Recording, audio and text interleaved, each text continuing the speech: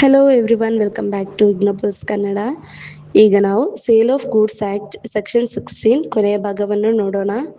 ಮೊದಲನೆಯದಾಗಿ ಡೇಂಜರಿಯಸ್ ಗೂಡ್ಸ್ ಬಗ್ಗೆ ತಿಳಿದುಕೊಳ್ಳೋಣ. ಕೆಲವು ಸರಕುಗಳು ಸ್ವಭಾವತಃ ಅಪಾಯಕಾರಿ ಆಗಿರುತ್ತವೆ.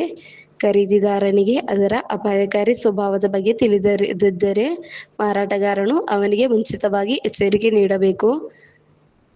ಫಾರ್ ಎಕ್ಸಾಂಪಲ್, ರಾಸಾಯನಿಕ ವಸ್ತುಗಳು, ವಿಷಕಾರಿ ಪದಾರ್ಥಗಳು ಅಥವಾ ವಿಶೇಷ ಜಾಗ್ರತೆಯಿಂದ ಬಳಸಬೇಕಾದ ವಸ್ತುಗಳನ್ನು ಮಾರಾಟ ಮಾಡುವಾಗ ಅದರ ಅಪಾಯಗಳ ಬಗ್ಗೆ ತಿಳಿಸುವುದು ಮಾರಾಟಗಾರನ ಕರ್ತವ್ಯವಾಗಿದೆ. ಮಾರಾಟಗಾರನು ಈ ಎಚ್ಚರಿಕೆಯನ್ನು ನೀಡದೇ ಇದ್ದರೆ ಮತ್ತು ಖರೀದಿದಾರನಿಗೆ ಹಾನಿಯಾಗಿದ್ದರೆ ಅದರ ಜವಾಬ್ದಾರಿ ಮಾರಾಟಗಾರನ ಮೇಲಾಗುತ್ತದೆ. ಇದೀಗ ಕ್ಯಾವಿಯಟ್ ಎಂಪ್ಟರ್ ಎಂಬ ತತ್ವವನ್ನು ನೋಡೋಣ. ಕ್ಯಾವಿಯಟ್ ಎಂಪ್ಟರ್ ಎಂದರೆ ಲೆಟ್ ದ ಬೈಯರ್ ಬಿವೇರ್ ಅಥವಾ ಖರೀದಿದಾರನೇ ಎಚ್ಚರಿಕೆಯಿಂದಿರು ಎಂಬ ಅರ್ಥ. ಈ ತತ್ವದ ಪ್ರಕಾರ ಸರಕುಗಳನ್ನು ಖರೀದಿಸುವ ಮೊದಲು ಅವು ತನ್ನ ಅಗತ್ಯಕ್ಕೆ ಸರಿಹೊಂದುತ್ತವೆಯೇ ಎಂದು ಖರೀದಿದಾರನಿಗೆ ಪರಿಶೀಲಿಸಬೇಕು. ಅಂದರೆ ಖರೀದಿದಾರನು ಸರಿಯಾದ ಆಯ್ಕೆ ಮಾಡಬೇಕು ಮತ್ತು ತನ್ನ ಉದ್ದೇಶಕ್ಕೆ ಆ ಸರಕುಗಳು ಸೂಕ್ತವಾಗಿವೆಯೇ ಎಂಬುದನ್ನು ಖಚಿತಪಡಿಸಿಕೊಳ್ಳಬೇಕು. ಸಾಮಾನ್ಯವಾಗಿ ಖರೀದಿದಾರನು ಸರಕುಗಳನ್ನು ಸರಿಯಾಗಿ ಪರಿಶೀಲಿಸದೆ ಖರೀದಿಸಿ ನಂತರ ದೋಷ ಕಂಡುಬಂದರೆ ಅದರ ಜವಾಬ್ದಾರಿ exceptions of caveat emptor section 16. First one, fitness for particular purpose.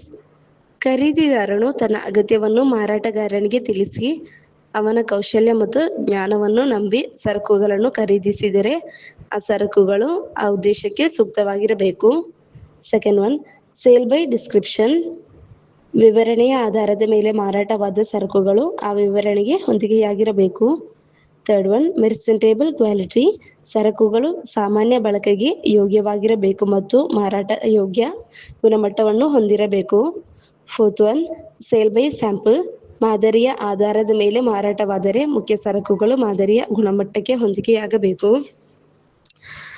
Fifth one, sale by sample as well as description. ಸರಕುಗಳು ಮಾದರಿ ಮತ್ತು ವಿವರಣೆ ಎರಡಕ್ಕೂ ಹೊಂದಿಕೆಯಾಗಬೇಕು. Sixth one, trade usage or custom. ವ್ಯಾಪಾರ ಪದ್ಧತಿ ಅಥವಾ ಸಂಪ್ರದಾಯದಿಂದ ಕೆಲವು ಷರತ್ತುಗಳು ಸ್ವಯಂಚಾಲಿತವಾಗಿ ಅನ್ವಯವಾಗಬಹುದು. Seventh one, concealment of defects by seller. ಮಾರಾಟಗಾರನು ಸರಕುಗಳ ದೋಷಗಳನ್ನು ಉದ್ದೇಶಪೂರ್ವಕವಾಗಿ ಮರೆಮಾಡಿದರೆ ಕ್ಯಾವಿಯಟ್ ಎಂಪ್ಟರ್ ನಿಯಮ ಅನ್ವಯಿಸುವುದಿಲ್ಲ ಮತ್ತು ಮಾರಾಟಗಾರನೇ ಜವಾಬ್ದಾರನಾಗುತ್ತಾನೆ.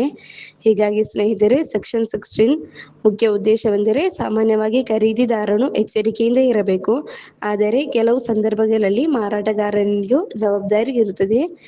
ಇದರೊಂದಿಗೆ sales of goods act unit 3 conditions, warranties, implied conditions, implied warranties ಮತ್ತು ಕ್ಯಾವಿಯಟ್ ಎಂಪ್ಟರ್ ಎಂಬ ಸಂಪೂರ್ಣ ಅಧ್ಯಾಯ ಮುಗಿಯುತ್ತದೆ.